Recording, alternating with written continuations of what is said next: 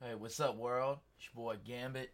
I'm here to do another tutorial. This one's gonna be on panning. In the last tutorial, I taught you a little bit about gain staging and getting the right levels for y'all tracks to start, really mixing and getting everything. Um, the reason why I pan is to kind of create like a dimension, another space in the track. If you had everything coming out of the same channels, everything would just be coming right down the center, and you wouldn't have any real depth in your track. So you would just have pretty much a one-dimensional beat. You wouldn't have everything that seems like this big space. But I like to pan stuff almost like if my drums, especially if I'm looking at like a drum set.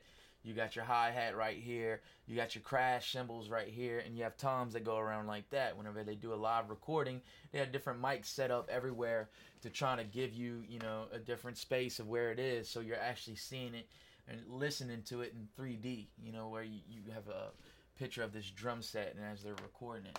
So this is going to be the same track that we did in the last tutorial. Um, let's check it out. Now, for the most part, my kick and my snares, my main instruments that are for my drums, my 808, and other rhythmic elements in the mix, I'm going to keep right down the center because I want them to come through both speakers right down the center. And you might even, if you wanted your kicks to hit harder, you might even want to put them in mono because that way they're going to come right down the middle and they'll come out, a little bit thicker. But all right, I got my hi hats, my open hi hats, and my another little open hi hat. I think I have one part in the song. Um, what I'm gonna do is, in this case, I don't have a crash, so I'm gonna actually pan my cymbal right here to the right, to where it's coming out more on the right, and I have my open hi hat right here and my triangle type instrument, and then I have a hit, and I'm gonna keep that down the center because that's just kind of like kind of for the effect whenever the drums drop out. But let's go ahead and play it.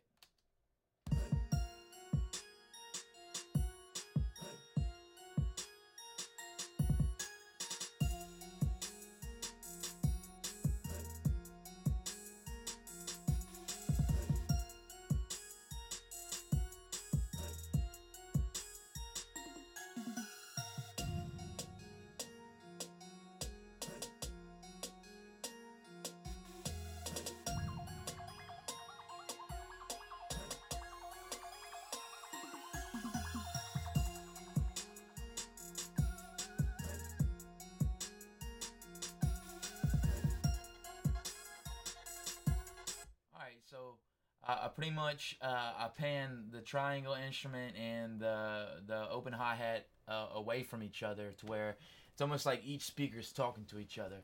So I got the open hi hat coming out of the left, and I got the thing coming out of the right, to where it's not like they're both coming out the same thing because they're almost kind of in the same spectrum in the as far as the way that they sound and the tonality of them.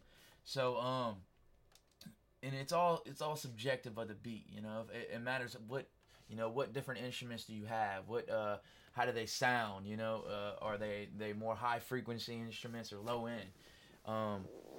So we got all these different instruments. For the most part, everything is just kind of the same throughout the as for the instruments, at least it's almost the same kind of instruments, and during the hook it kind of changes.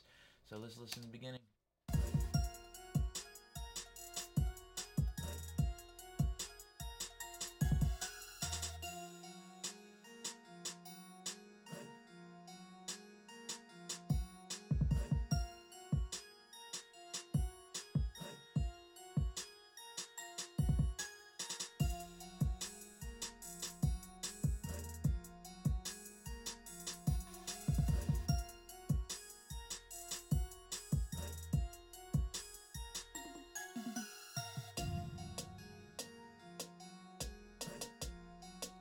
All right, so some instruments I almost like to think in it if it is like in two different layers. I got some instruments that I only pan a little bit to try to keep them just away from the center, to keep the drums in the center, and then I have some instruments that I pan hard left and hard right.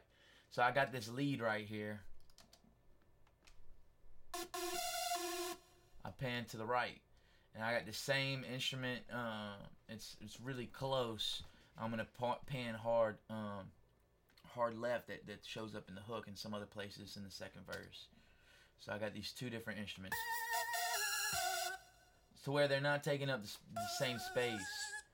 And pretty much I'm giving them each their own little space in the mix to where they're not trying to compete for each other in each speaker. I also have this bell and this little plucked instrument right here.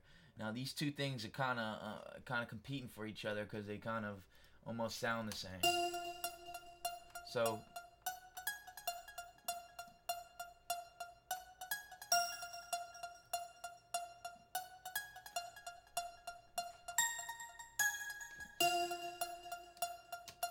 alright, so the pan one way and pan the other one the other way, and I didn't hard right and hard left, but I try not to pan them too hard and too left, because if somebody's riding around and they got a system that has one blown speaker in the back and a door speaker on the right is going out, then they're not gonna be able to hear everything, and it's kind of be blank. So I kind of try to keep it wide, but still to where it's not too wide. Like I said, it's all subjective. It's not the same for every mix, you know. Each mix is going to be different for each set of instruments that you have. But I'm going to have another tutorial later on. It's going to pretty much talk about MS and widening different instruments and stuff like that. And I'm also going to give y'all some tips on how to widen certain instruments and keep things out of the middle. The middle is a pretty sacred spot. You want your kick, your snare, and other rhythmic elements that are in the beat to stay in the middle. You want your vocal to be in the middle. So if you have all these things that different instruments that are in the middle that are conflicting with the vocal and everything else, it's not going to be very clear. So the main thing is if you're mixing, you want people to hear everything, and you want to kind of hide certain things, like this synth right here. It's kind of annoying. I don't really like it that much, but it sounds good in the mix. So it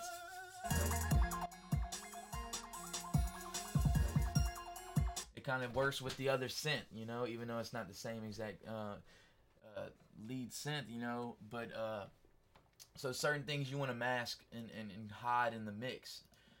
Sometimes I like to pan my guitars way hard right and then add a delay to them to try to give that feeling like it's in the way in the back. Right now I'm gonna show y'all a different mix with some live instruments real quick, and I'm gonna show y'all how I pan this live drum set real quick, because it has a crash. I usually pan my crashes to the right, depending if you have a couple different crashes, you might want to pan one to the left, try to keep it interesting, keep people's ears intrigued, that they want more. It feels like there's a build up. If everything is just plain and every mix was the same, then music wouldn't be that interesting. Alright, so we got our track up right here. This is a more live instrument type track, it's got that more live drums and all kinds of different stuff in it. So I'm just gonna solo out. I soloed out all these drums right here for y'all to hear.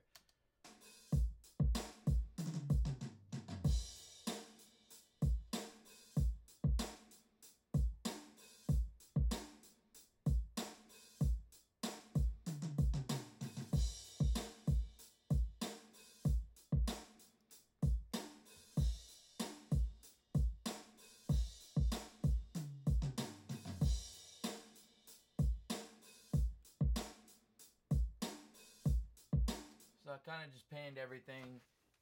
A lot of them are real live recorded drums, so they already are panned a little bit as far as the way that the mics are set up and everything like that. But I panned them a little bit more to try to give that more space and create more depth in the track. So this is my tutorial on panning. If you got any more questions about panning or anything else that I'm doing tutorials on, or anything about making a beat or mixing anything, just comment, rate, subscribe, shoot me an email, anything. I get back to all my people on YouTube.